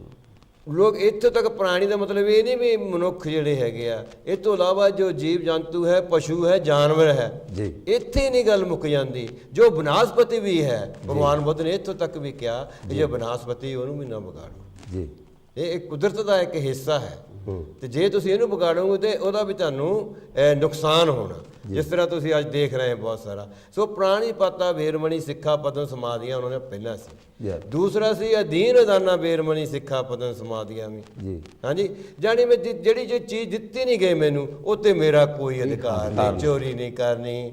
ਹਾਂਜੀ, ਤੇ ਜੇ ਤੁਸੀਂ ਕਿਸੇ ਦਾ ਅਧਿਕਾਰ ਖੋਹਦੇ ਆ ਤਾਂ ਇੱਕ ਦਿਨ ਯਾਦ ਰੱਖੋ ਉਹ ਬੰਦਾ ਤੁਹਾਡਾ ਵੀ ਅਧਿਕਾਰ ਖੋਹੇਗਾ। ਬਿਲਕੁਲ। ਸੋ ਇਸ ਕਰਕੇ ਅਧੀਨ ਅਦਾਨਾ ਬੇਰਮਣੀ ਸਿੱਖਾ ਪਦਮ ਸਮਾਧੀਆਂ ਇਹ ਦੂਸਰੀ ਗੱਲ ਹੈ। ਕਾਮੇਸ਼ੂ ਮੁੱਛਾਚਾਰਾ ਬੇਰਮਣੀ ਸਿੱਖਾ ਪਦਮ ਸਮਾਧੀਆਂ ਵੀ ਜਿਹੜੀ ਕਾਮ ਵਾਸ਼ਨਾ ਆ, ਇਨਸਾਨ ਨੂੰ ਉਹ 'ਤੇ ਕਾਬੂ ਰੱਖਣਾ ਚਾਹੀਦਾ ਹੈ। ਜੇ ਤੁਸੀਂ ਕਾਬੂ 'ਤੇ ਰੱਖੋਗੇ ਤੇ ਤੁਸੀਂ ਕਾਬੂ 'ਤੇ ਰੱਖੋਗੇ ਤਾਂ ਹੀ ਤੁਸੀਂ ਦੂਸਰਿਆਂ ਨੂੰ ਮਤਲਬ ਕਿਸੇ ਦੇ 'ਤੇ ਅਟੈਕ ਨਹੀਂ ਕਰੋਗੇ। ਜੋ ਲੋਕ ਇਸ ਨੂੰ ਕਾਬੂ ਨਹੀਂ ਰੱਖ ਸਕਦੇ ਉਹੀ ਦੂਸਰਿਆਂ 'ਤੇ ਅਟੈਕ ਕਰਦੇ, ਜਾਨੀ ਦੂਸਰੇ ਦੀ ਧੀ ਭੈਣ ਦੀ ਮੈਂ ਇੱਜ਼ਤ ਕਰਾਂਗਾ। ਹਾਂਜੀ, ਸੋ ਮੁਸਾਵਾਦਾ ਬੇਰਮਣੀ ਸਿੱਖਾ ਪਦਮ ਸਮਾਧੀਆਂ ਵੀ ਜੋ ਵਾਧੂ ਬੋਲਣਾ ਹੈ, ਝੂਠ ਬੋਲਣਾ ਹੈ, ਜੋ ਇੱਕ ਚੁਗਲੀ ਨਿੰਦਿਆ ਕਰਨੀ ਹੈ, ਇਹ ਨਹੀਂ ਹੋਣਾ ਚਾਹੀਦਾ। ਇਹ ਤੇ ਛੇਵਾਂ ਜੋ ਹੈ, ਪੰਜਵਾਂ ਹਾਂ ਜੋ ਪੰਜਵਾਂ ਹੈ ਉਹ ਹੈ ਸੁਰਾ ਮੇਰੇ ਮੱਝ ਪੰਮਾ ਦਸਾਨਾ ਬੇਰਮਣੀ ਸਿੱਖਾ ਪਦਮ ਸਮਾਏ। ਅੱਜ ਦੇ ਜੋ ਡਰੱਗਸ ਹਨ, ਨਸ਼ੇ ਹਨ, ਲੋਕ ਆਦੀ ਹੋਏ ਪੈਰਦੇ ਆ। ਇਹ ਜਿਹੜੇ ਨਸ਼ੇ ਹਨ ਇਹਨਾਂ ਦਾ ਆਦੀ ਜਿਹੜਾ ਹੋਣਾ ਆ, ਜੇ ਤੁਸੀਂ ਨਹੀਂ ਇਸ ਦੇ ਆਦੀ ਤਾਂ ਹੀ ਤੁਸੀਂ ਦੂਸਰੇ ਨੂੰ ਰੋਕ ਸਕਦੇ ਆ। ਅਗਰ ਜੇ ਤੁਸੀਂ ਇਹ ਚੀਜ਼ਾਂ ਕਰਦੇ ਆ ਝੱਲੀ ਸਾਹਿਬ ਜੀ, ਨਸ਼ੇ ਪਾਣੀ ਕਰਦੇ ਆ, ਬਹੁਤ ਜ਼ਿਆਦਾ ਹਰ ਵੇਲੇ ਉਹਦੇ ਵਿੱਚ ਰਹਿੰਦੇ ਆ, ਤੁਹਾਡਾ ਜੀਵਨ, ਤੁਹਾਡੇ ਪਰਿਵਾਰ ਦਾ ਜੀਵਨ, ਫਿਰ ਸਮਾਜ ਵਿੱਚ ਤੁਸੀਂ ਉਹ ਤਬਾਹ ਹੋ ਜਾਂਦੇ ਆ। ਪੈਸਾ ਤੁਹਾਡੇ ਨਾਲ ਪੈਸਾ ਤਬਾਹ ਕਰਦਾ। ਜੇ ਇਹ ਪੰਜੇ ਹੀ ਆਪਣੇ ਜੋ ਨਿਤਨੇਮ ਹਨ, ਜੋ ਪੰਜੇ ਸ਼ੀਲ ਹਨ, ਜੇ ਝੱਲੀ ਸਾਹਿਬ ਆਪਾਂ ਦੂਸਰੇ ਪਾਸੇ ਨੂੰ ਦੇਖਿਆ ਜਾਏ ਤਾਂ ਇਹ ਅਪਰਾਧ ਆ। ਕਿਸੇ ਨੂੰ ਮਾਰਨਾ, ਕਿਲਿੰਗਸ ਅਪਰਾਧ ਆ। ਚੋਰੀ ਕਰਨਾ ਉਹ ਵੀ ਅਪਰਾਧ ਆ। ਹਾਂਜੀ, ਇਹ ਕਿਸੇ ਦੇ ਵਿਭਾਚਾਰ ਕਰਨਾ, ਰੇਪਸ ਜੋ ਵਗੈਰਾ ਹੋ ਰਹੇ ਆ, ਇਹ ਅਪਰਾਧ ਆ। ਹਾਂਜੀ, ਤੇ ਚੁਗਲੀ ਨਿੰਦਿਆ, ਝੂਠ ਬੋਲ ਕੇ ਕਿਸੇ ਦਾ ਨੁਕਸਾਨ ਕਰਨਾ, ਉਹ ਵੀ ਅਪਰਾਧ ਆ। ਹਾਂਜੀ, ਇਹ ਸਾਰੇ ਅਪਰਾਧ ਆ। ਹਾਂਜੀ, ਸ਼ਰਾਬ ਪੀ ਕੇ ਗੱਡੀ ਚਲਾਉਣਾ, ਡਰਿੰਕ ਐਂਡ ਡਰਾਈਵ, ਉਹ ਵੀ ਅਪਰਾਧ ਆ। ਤੁਸੀਂ ਤਾਂ ਸਟੇ ਬਹਿੰਦੇ ਆ, ਕੋਰਟ 'ਚ ਬਹਿੰਦੇ ਆ। ਹਾਂਜੀ, ਅੱਛਾ ਜੀ, okay, thank you very much. ਬੜਾ ਸੌਖਾ ਜੀ। Thank you very much call जी। पंते जी, इंग्लैंड में 400 बुद्धिस्ट सेंटर हैं। मुझे इंग्लैंड में आए 46 इयर्स हो गए हैं। जो मैंने देखा, Japan, Sri Lanka, Thailand, Asian country जो कंबोडिया, चाइना, ताइवान, बर्मा, इन देशों का नेशनल धर्म बुद्धिज्म है। क्या कभी भारत का नेशनल धर्म भी बुद्धिज्म हुआ करता था? जवाब इस तरह का है, क्योंकि आपके सवाल में ही जवाब छुपा हुआ है।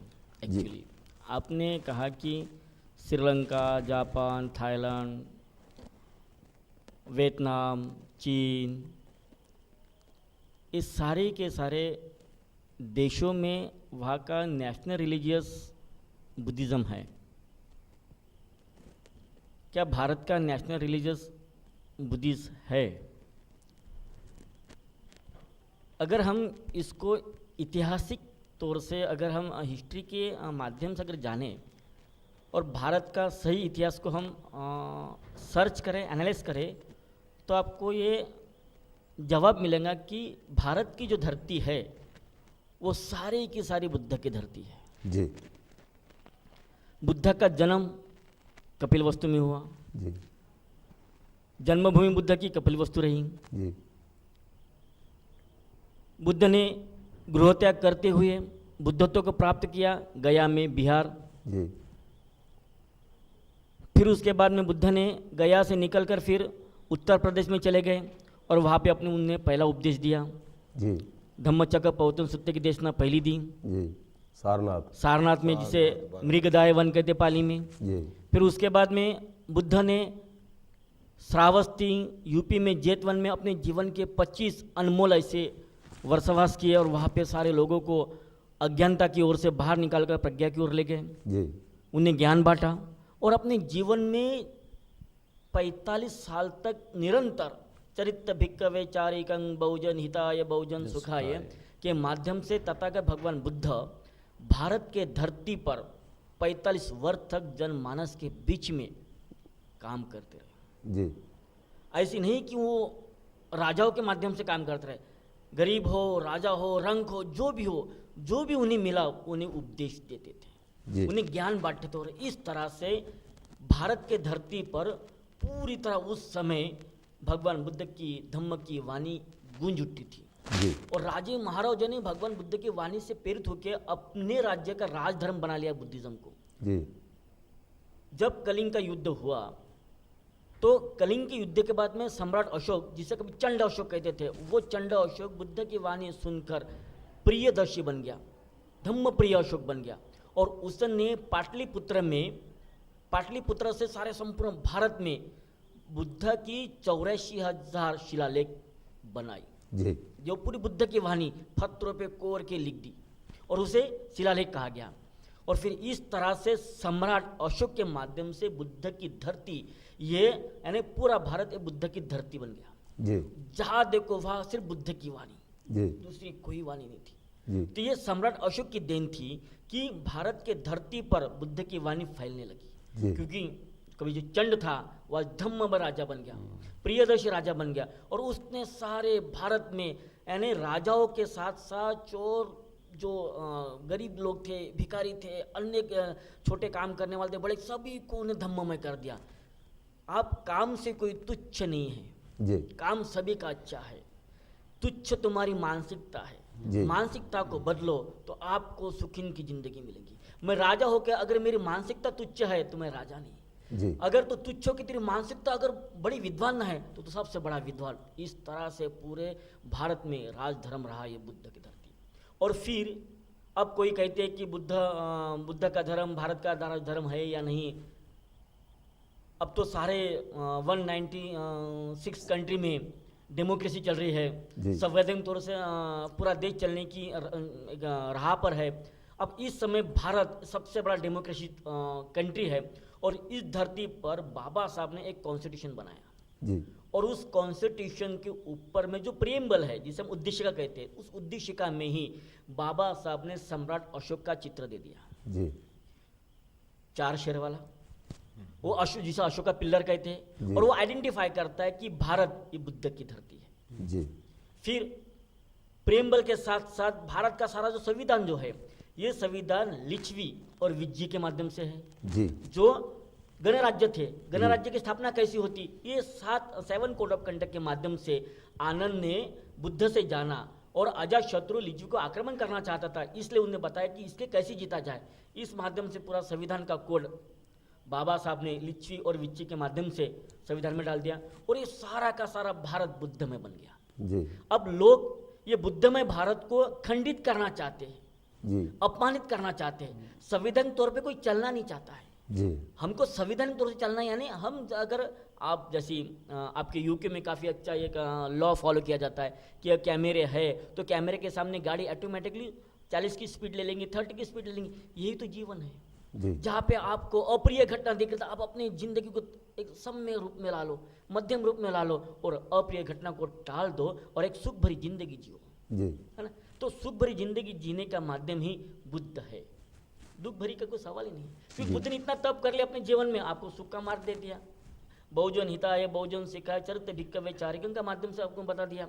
और इस तरह से सारे धरती में, आज भारत की धरती कैसे भी काट लो, जी सिर्फ बुद्ध ही मिलते हैं। नालंदा विश्वविद्यालय जी। बुद्ध की देन है, पाकिस्तान में तक्षशिला बुद्ध विद्यालय बुद्ध की देन है, राजाओं की देन है। बांग्लादेश में विक्रमादित्य विश्वविद्यालय, एंड उस समय इस विश्वविद्यालय में 10 लाख स्टूडेंट तो 1 लाख टीचर थे। जी इस तरह से विश्वविद्यालय थे और यहाँ पे सारे बुद्ध की शिक्षा दी जाती थी। अब ये तो कई घटना है कि किसी ने इसको जला दिया, किसी ने, वो तो ऊपरी बात है, हम उसमें ज़्यादा जाने की कोशिश नहीं करेंगे। लेकिन भारत की धरती तब भी बुद्ध की धरती थी, आज भी बुद्ध की धरती है, आने वाले समय भी बुद्ध की धरती रहेंगी, क्योंकि इसके छिल्लों को कहीं भी छिना कर लो, सिर्फ बुद्ध ही मिलेगा, बाकी कुछ नहीं मिलेगा। थैंक यू वैरी मच ਬੰਤੇ ਜੀ। ਪ੍ਰਧਾਨ ਜੀ, ਜੋ ਬੁੱਧ ਧਰਮ ਦੇ ਪਿਲਰ ਨੇ 4 ਜਿਨ੍ਹਾਂ ਨੂੰ ਬ੍ਰਹਮ ਵਿਹਾਰ ਕਹਿੰਦੇ ਨੇ, ਜੀ ਜੀ ਉਹ ਕਿਹੜੇ ਨੇ ਸਾਡੇ ਦਰਸ਼ਕਾਂ ਨੂੰ ਜਰਾ ਦੱਸਣ ਦੀ ਭਗਤ ਕੋਸ਼ਿਸ਼ ਜੀ ਹੁਣੇ ਕਰੋ। ਬਹੁਤ ਹੀ ਵਧੀਆ ਤਰੀਕੇ ਨਾਲ ਆਪਾਂ ਨੂੰ ਸਮਝਾਇਆ ਕਿ ਅਸਲੀ ਜਿਹੜਾ ਬੁੱਧ ਦਾ ਜੋ ਬੇਸ ਹੈ ਉਹ ਸਾਰੇ ਜ਼ਿੰਦਗੀ, ਜਿਹੜੀ ਮਨੁੱਖ ਦੀ ਜ਼ਿੰਦਗੀ ਤੇ ਆ ਕਿ ਜ਼ਿੰਦਗੀ ਨੂੰ ਕਿੱਦਾਂ ਸੁਖੀ ਬਣਾਇਆ ਜਾ ਸਕਦਾ। ਜੀ ਇਸੇ ਤਰ੍ਹਾਂ ਜਿੱਦਾਂ ਸਾਡੇ ਵਾਈਸ ਪ੍ਰਧਾਨ ਜੀ ਨੇ ਰੱਖਿਆ ਕਿ 5 ਸ਼ੀਲ, ਜੀ ਕਿ ਜ਼ਿੰਦਗੀ ਨੂੰ ਸੁਖੀ ਬਣਾ, ਤੁਸੀਂ ਸੁਖੀ ਰਹੋ, ਦੂਸਰਿਆਂ ਨੂੰ ਸੁਖੀ ਰੱਖੋ। ਜੀ। ਇਸੇ ਤਰ੍ਹਾਂ ਅੱਗੇ ਜਾ ਕੇ ਜਿੱਦਾਂ ਜਿੱਦਾਂ ਤੁਸੀਂ ਬੁੱਧ ਧਰਮ ਦੇ ਵਿੱਚ ਜਾਂਦੇ ਜਾਓਗੇ, ਤੁਹਾਨੂੰ ਸੁਖ ਹੀ ਸੁਖ ਪ੍ਰਾਪਤ ਹੋਊਗਾ, ਲੇਕਿਨ ਉਹਨੂੰ ਤੁਹਾਨੂੰ ਆਪਣੇ ਧਾਰਨਾ ਪਏਗਾ। ਜੀ ਤੇ ਉਹਦੇ ਵਿੱਚ ਜਿਹੜੇ 4 ਬ੍ਰਹਮ ਵਿਹਾਰ ਦੀ ਤਥਾਗਤ ਬੁੱਧ ਨੇ ਵਿਆਖਿਆ ਕੀਤੀ ਆ, ਤੇ ਉਹ ਵੀ ਇਸ ਤਰ੍ਹਾਂ ਹੀ ਹੈ ਕਿ ਉਹਦੇ ਵਿੱਚ ਸਭ ਤੋਂ ਪਹਿਲਾਂ ਆਉਂਦਾ ਹੈ ਕਿ ਦੁਨੀਆ ਨੂੰ ਜਿਹੜੀ ਜ਼ਰੂਰਤ ਹੈ ਅੱਜ, ਮੈਤਰੀ, ਜੀ ਲਵਿੰਗ ਕਾਈਂਡਨੈਸ, ਜੀ ਕਿ ਹਰ ਇੱਕ ਨੂੰ ਪਿਆਰ ਕਰੋ, ਜੀ ਕਿ ਸਾਰੇ ਜੀਵ ਜੋ ਹੈ ਉਹ ਵੀ ਸੁਖੀ ਰਹਿਣ ਤੇ ਤੁਸੀਂ ਵੀ ਸੁਖੀ ਰਹੋ। ਜੀ। ਤੇ ਤੁਸੀਂ ਉਹਨਾਂ ਨੂੰ ਅੰਗਰੇਜ਼ੀ 'ਚ ਆਪਾਂ ਕਹਿੰਦੇ ਆ ਕਿ may all being be happy Yeah. And peaceful, may all being be free from suffering. ਜੀ। ਇਹ ਆਪਾਂ ਆਪਣੇ ਮਨ ਦੇ ਵਿੱਚ ਧਾਰਨ ਕਰਦੇ, ਆਪਾਂ ਵੀ ਸੁਖੀ ਰਹੀਏ ਤਾਂ ਲੋਕ ਦੂਸਰੇ ਵੀ ਵੀ ਸੁਖੀ ਸੁਖੀ। ਇਹਨੂੰ ਕਹਿੰਦੇ ਮੈਤਰੀ ਭਾਵਨਾ। ਇਹ ਪਹਿਲਾ ਬ੍ਰਹਮ ਵਿਹਾਰ ਆ। ਜੀ। ਫਿਰ ਸੈਕੰਡ ਜਿਹੜਾ ਆ ਉਹਨੂੰ ਕਹਿੰਦੇ ਆਪਾਂ ਕਰੁਣਾ, ਜੀ ਇਹ ਅੰਗਰੇਜ਼ੀ 'ਚ ਕੰਪੈਸ਼ਨ, ਜੀ ਕਿ ਹਰ ਇੱਕ ਜਿਹੜਾ ਦੁਖੀ ਆ ਉਹਦੀ ਸਹਾਇਤਾ ਕਰਨਾ। ਕੋਈ ਦੁੱਖ ਦੇ ਵਿੱਚ ਹੈ ਜਾਂ ਕੋਈ ਬਿਮਾਰ ਹੈ ਜਾਂ ਕੋਈ ਉਹਨੂੰ ਪ੍ਰੋਬਲਮ ਹੈ, ਤੇ ਉਹਨੂੰ ਆਪਾਂ ਆਪਣੇ ਕਰੁਣਾ ਦੇ ਨਾਲ ਉਹਦੀ ਮਦਦ ਕਰਨਾ, ਜਾਂ ਉਹ ਜੇ ਖੱਡੇ ਜਾਂ ਉਹਨੂੰ ਚੱਕਣਾ, ਜਿਸ ਤਰ੍ਹਾਂ ਕਿ ਬਾਬਾ ਸਾਹਿਬ ਨੇ ਕੀਤਾ। ਉਹਨੇ ਸਾਰੀ ਜ਼ਿੰਦਗੀ ਉਹਨੇ ਦੇਖਿਆ ਵੀ ਆਹ ਮੇਰਾ ਸਮਾਜ ਜਿਹੜਾ ਦੁਖੀ ਆ, ਉਹਨੇ ਆਪਣੀ ਜ਼ਿੰਦਗੀ ਦੀ ਪਰਵਾਹ ਨਹੀਂ ਕੀਤੀ, ਜੀ। ਲੇਕਿਨ ਆਪਣੇ ਸਮਾਜ ਨੂੰ ਕਰੁਣਾ ਦੇ ਨਾਲ ਉਸ ਅਪਲਿਫਟਮੈਂਟ ਕੀਤੀ। ਅੱਜ ਅਸੀਂ ਸਟੂਡੀਓ ਦੇ ਵਿੱਚ ਬੈਠੇ ਆ, ਇਹ ਕਰੁਣਾ ਦੀ ਕਰਕੇ ਹੀ ਹੈ। ਇਹ ਬੁੱਧ ਦਾ ਸੁਨੇਹਾ, ਤਥਾਗਤ ਬੁੱਧ ਨੇ, ਦੇਖੋ ਕਿੰਨਾ ਸੋਹਣਾ ਆ, ਕਰੁਣਾ, ਕੰਪੈਸ਼ਨ। ਫਿਰ ਤੀਸਰਾ ਜਿਹੜਾ ਬ੍ਰਹਮ ਵਿਹਾਰ ਹੈ ਉਹਨਾਂ ਨੇ ਕਿਹਾ ਮੁਦਿਤਾ। ਜੀ ਬਹੁਤ ਇੰਪੋਰਟੈਂਟ ਹੈ ਕਿ ਜੇ ਮਤਲਬ ਆਪਾਂ ਖੁਸ਼ੀ, ਜੇ ਕਿਸੇ ਦੀ ਖੁਸ਼ੀ ਦੇ ਵਿੱਚ ਸਾਨੂੰ ਇਹਨੂੰ ਕਹਿੰਦੇ ਆ ਕਿ ਸਿੰਪੈਥੈਟਿਕ ਜੋਏ, ਜੀ ਕਿ ਸਾਰੇ ਜਦੋਂ ਕਿਸੇ ਨੂੰ ਖੁਸ਼ੀ ਮਿਲਦੀ ਆ ਅਸੀਂ ਵੀ ਉਹਦੇ ਨਾਲ ਖੁਸ਼ ਹੋਈਏ। ਜੀ ਤਾਂ ਜੇ ਕਿਸੇ ਦੇ ਕੋਈ ਦੁੱਖ ਦੇ ਵਿੱਚ ਆ ਅਸੀਂ ਉਹਦੇ ਨਾਲ ਹਿੱਸੇਦਾਰ ਬਣੀਏ, ਸਿੰਪੈਥੈਟਿਕ ਸਾਰੀ ਦੁਨੀਆ ਦੇ ਨਾਲ। ਜੇ ਕੋਈ ਮੇਰਾ ਗੁਆਂਢੀ ਆ ਜਾਂ ਮੇਰਾ ਭਰਾ ਆ ਜਾਂ ਭੈਣ ਆ ਜਾਂ ਮੇਰਾ ਸਮਾਜ ਆ, ਉਹਨੂੰ ਉਹਦੇ ਨਾਲ ਸਿੰਪੈਥੈਟਿਕ ਜੋ ਹੈ, ਜੇ ਉਹਨਾਂ ਨੂੰ ਖੁਸ਼ੀ ਹੋਏ ਤਾਂ ਸਾਨੂੰ ਵੀ ਜੈਲਸੀ ਨਹੀਂ ਕਰਨੀ ਚਾਹੀਦੀ, ਖੁਸ਼ ਹੋਣਾ ਚਾਹੀਦਾ ਕਿ ਬਈ ਸਾਡੇ ਗੁਆਂਢੀ ਨੇ ਤਰੱਕੀ ਕੀਤੀ ਆ, ਗੁਆਂਢੀ ਦੇ ਬੇਟੇ ਨੇ ਡਿਗਰੀ ਲੈ ਲਈ ਆ। ਬਹੁਤ ਦੇਖੋ ਕਿੰਨੀ ਜ਼ਿੰਦਗੀ ਦੀਆਂ ਗੱਲਾਂ ਦੱਸ ਰਹੇ ਆਪਾਂ ਨੂੰ ਨਾ। ਤੇ ਫਿਰ ਚੌਥਾ ਜਿਹੜਾ ਬੜੀ ਇੰਪੋਰਟੈਂਟ ਹੈ ਉਹਨੂੰ ਉਪੇਖਾ।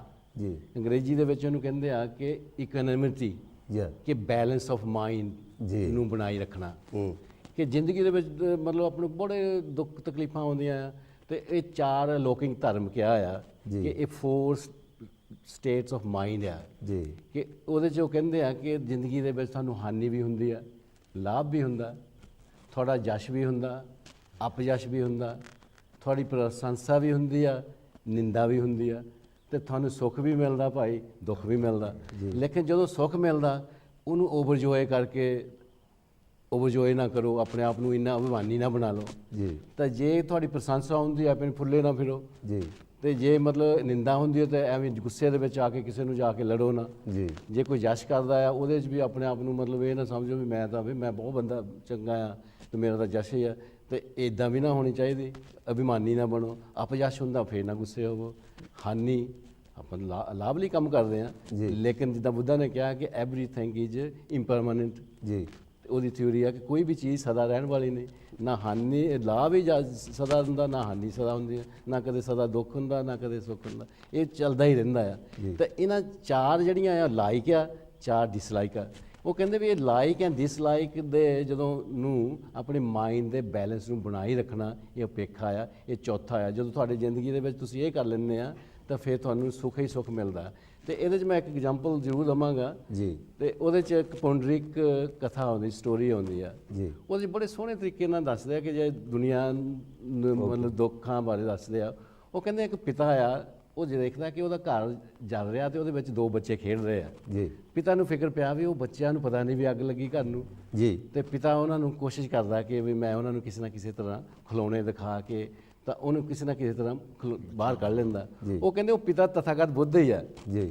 ਇਹ ਜਿਹੜੀ ਦੁਨੀਆ ਦੇ ਲੋਕ ਆ ਉਹ ਇਸ ਸੰਸਾਰ ਦੀ ਅਗਨੀ ਦੇ ਵਿੱਚ ਜਲ ਰਹੇ ਆ। ਜੀ। ਤੇ ਤਥਾਗਤ ਬੁੱਧ ਤੁਹਾਨੂੰ ਤਰ੍ਹਾਂ ਤਰ੍ਹਾਂ ਦੇ ਰਸਤੇ ਦੱਸਦੇ ਆ। ਅੱਜ ਤਾਂ 4 ਬ੍ਰਹਮ ਵਿਹਾਰ ਦਾ ਰਸਤਾ ਦੱਸਿਆ, ਉਹ ਰਸਤਿਆਂ ਦੇ ਲਾ ਕੇ ਤੇ ਉਹਨੂੰ ਤੁਹਾਨੂੰ ਸੰਸਾਰ ਦੇ ਪ੍ਰਾਣੀਆਂ ਨੂੰ ਬੜੇ ਸੇਫ ਬਾਹਰ ਕੱਢ ਕੇ ਨਿਰਵਾਣ ਭੂਮੀ ਤੇ ਲੈ ਆਉਂਦੇ ਆ। ਤੇ ਇਹ ਬ੍ਰਹਮ ਵਿਹਾਰ ਜਿਹੜੇ ਆ ਇਸ ਤਰ੍ਹਾਂ ਉਹ ਜਿਸ ਤਰ੍ਹਾਂ ਪਿਤਾ ਆਪਣੇ ਬੱਚਿਆਂ ਨੂੰ ਖਿਲੌਣੇ ਦਿੰਦਾ ਹੈ ਨਾ, ਤਥਾਗਤ ਬੁੱਧ ਇੱਦਾਂ ਦੇ ਆਪਾਂ ਨੂੰ ਉਪਦੇਸ਼ ਦਿੰਦੇ ਆ ਕਿ ਕਿਸੇ ਨਾ ਕਿਸੇ ਤਰ੍ਹਾਂ ਇਹ ਸੰਸਾਰ ਦੇ ਪ੍ਰਾਣੀ ਜੋ ਦੁਖੀ ਆ, ਇਸ ਸੰਸਾਰ ਨੂੰ ਅੱਗ ਲੱਗੀ ਇਹਦੇ ਚੋਂ ਬਚਾਉਣ ਲਈ ਇਹਨਾਂ ਨੂੰ ਬਾਹਰ ਕੱਢ ਕੇ ਨਿਰਵਾਣ ਦੀ ਧਰਤੀ ਤੇ ਮੈਂ ਲੈ ਆਵਾਂ। Thank you very much. ਹੁਣ ਸਾਡਾ ਪ੍ਰੋਗਰਾਮ ਖਤਮ ਹੋਣ ਜਾ ਰਿਹਾ ਹੈ।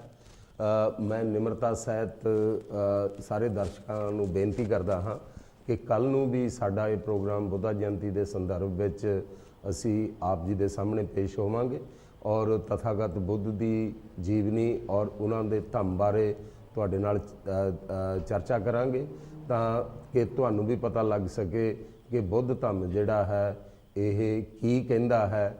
ਇਸ ਨੂੰ ਅਪਣਾਉਣ ਨਾਲ ਅਸੀਂ ਕਿਵੇਂ ਆਪਣੇ ਜੀਵਨ ਨੂੰ ਆਨੰਦਮਈ ਬਣਾ ਸਕਦੇ ਹਾਂ, ਕਿਉਂਕਿ ਜਿਸ ਤਰ੍ਹਾਂ ਕਿ ਆਪ ਜੀ ਨੂੰ ਪਤਾ ਹੈ ਈਵਨ ਯੂਰਪ ਦੇ ਵਿੱਚ ਪੈਸਾ ਵੀ ਬਹੁਤ ਹੈ, ਹਰ ਚੀਜ਼ ਮਿਲਦੀ ਹੈ, ਲੇਕਿਨ ਜਿਹੜਾ ਇਨਸਾਨ ਹੈ ਉਹ ਫਿਰ ਵੀ ਖੁਸ਼ ਨਹੀਂ। ਕਿਉਂ ਨਹੀਂ ਖੁਸ਼? ਉਹ ਜਿਹੜਾ ਤਥਾਗਤ ਬੁੱਧ ਆ ਉਹ ਇਸ ਬਾਰੇ ਦੱਸਦਾ ਹੈ ਕਿ ਜਿਹੜੀ ਅਸਲੀ ਖੁਸ਼ੀ ਹੈ ਉਹ ਤੁਹਾਨੂੰ ਕਿਸ ਤਰ੍ਹਾਂ ਮਿਲਣੀ ਹੈ। It's art of living. ਹਾਂ, ਸੋ ਇਹ ਅਸੀਂ ਕੱਲ ਨੂੰ ਵੀ ਆਪ ਜੀ ਅੱਗੇ ਪੇਸ਼ ਹੋਵਾਂਗੇ। ਸੋ ਅਸੀਂ ਤੁਹਾਨੂੰ ਬੇਨਤੀ ਕਰਦੇ ਹਾਂ ਕਿ ਕੱਲ ਨੂੰ ਵੀ 5 ਤੋਂ ਲੈ ਕੇ 6 ਵਜੇ ਤੱਕ ਸਾਡਾ ਪ੍ਰੋਗਰਾਮ ਦੇਖਣਾ ਨਾ ਭੁੱਲਣਾ। ਇਹਨਾਂ ਸ਼ਬਦਾਂ ਦੇ ਨਾਲ ਹੀ ਅਸੀਂ ਆਪ ਤੋਂ ਖਿਮਾ ਚਾਹੁੰਦੇ ਹਾਂ।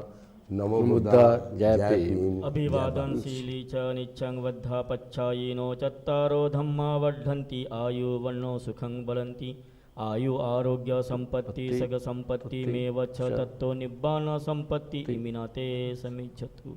सबका कल्याण हो, सबका मंगल हो। साधु साधु साधु साधु।